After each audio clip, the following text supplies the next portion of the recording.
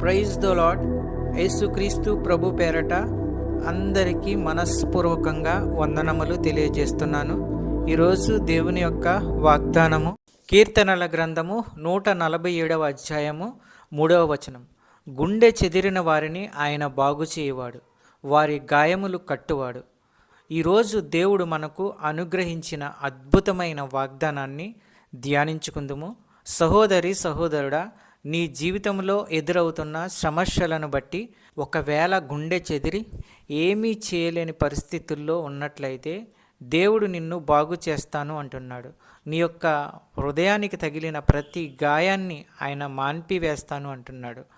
ఆయనే బాగు చేయవాడు. ఈరోజు వాగ్దానం నమ్మి ప్రార్థించినట్లయితే ఎన్నో అద్భుత కార్యాలు నీ జీవితంలో జరుగుతాయి.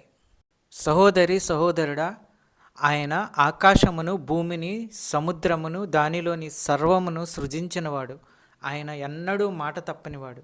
దౌర్జన్యానికి గురైన వారికి, అన్యాయానికి గురైన వారికి ఆయన న్యాయం చేకూరుస్తాడు. ఆకలిగొన్న వారికి ఆహారం అనుగ్రహిస్తాడు. బంధకాల్లో ఉన్నవారికి, చిక్కుల్లో ఉన్నవారికి, శ్రమలో ఉన్నవారికి యెహోవా విడుదల దయచేస్తాడు. రోమీలకు రాసిన పత్రిక 8వ అధ్యాయము 28వ వచనం. దేవుని ప్రేమించు వారికి, అనగా ఆయన సంకల్పము చొప్పున పిలువబడిన వారికి మేలు కలుగుటకై సమస్తమును సమకూడి జరుగుచున్నవని ఎరుగుదము. నక్షత్రముల సంఖ్యను ఆయన నియమించి ఉన్నాడు, వాటన్నిటికీ పేర్లు పెట్టుచున్నాడు. మన ప్రభువు గొప్పవాడు, ఆయన అధిక శక్తి గలవాడు. ఆయన జ్ఞానమునకు మితి లేదు. యెహోవా దీనులను లేవనెత్తువాడు. కృతజ్ఞతాస్తుతులతో యెహోవాను కీర్తించుడి. సితారతో మన దేవుణ్ణి కీర్తించుడి. ఆయన ఆకాశమును మేఘములతో కప్పువాడు, భూమి కొరకు వర్షము సిద్ధపరచువాడు, పర్వతముల మీద గడ్డి మొలిపించువాడు. తన యందు భయభక్తులు గలవారి యందు, తన కృప కొరకు కనిపెట్టువారి యందు యెహోవా ఆనందించువాడై ఉన్నాడు. యెరూషలేమా, యెహోవాను కొనియాడుము. సియోను, నీ దేవుణ్ణి కొనియాడుము. ఆయన నీ గుమ్మముల గడియలు బలపరిచి ఉన్నాడు. నీ మధ్యన నీ పిల్లలను ఆశీర్వదించి ఉన్నాడు. నీ సరిహద్దులలో సమాధానము కలుగజేయవాడు ఆయనే. మంచి గోధుమలతో నిన్ను తృప్తిపరచువాడు ఆయనే. చెప్పబడిన వాక్యము దేవుడు మనందరి జీవితాల్లో దీవించి ఆశీర్వదించునుగాక. వాక్యమును బట్టి ప్రార్థించుకుందుము. పరిశుద్ధుడు పరిశుద్ధుడు అని వేలాది దూతల చేత కొనియాడబడుచున్న దేవా, ప్రేమాస్వరూపి, నీకు వేలాది స్తోత్రాలు, వందనములు తెలియజేస్తున్నాము. గుండె చెదిరిన వారిని బాగు చేసే దేవా, నీకు వేలాది స్తోత్రములు, వందనములు తెలియజేస్తున్నాము. మీ యొక్క వాగ్దానాల ద్వారా మాతో ప్రతిరోజు మాట్లాడుచున్న అమూల్యమైన మాటలను బట్టి, ఆదరణ మాటలను బట్టి వందనములు తెలియజేస్తున్నాము. ఎందరైతే బిడ్డలు ఏ సమస్యల్లో ఉన్నారో, ఇరుకుల్లో ఉన్నారో, ఇబ్బందుల్లో ఉన్నారో, మీరే వారి సమస్యల నుండి విడుదల దయచేయండి. వారి యొక్క ప్రతి అవసరతను తీర్చండి. నీ కృపచేత ప్రతి ఒక్కరిని ఆశీర్వదించండి.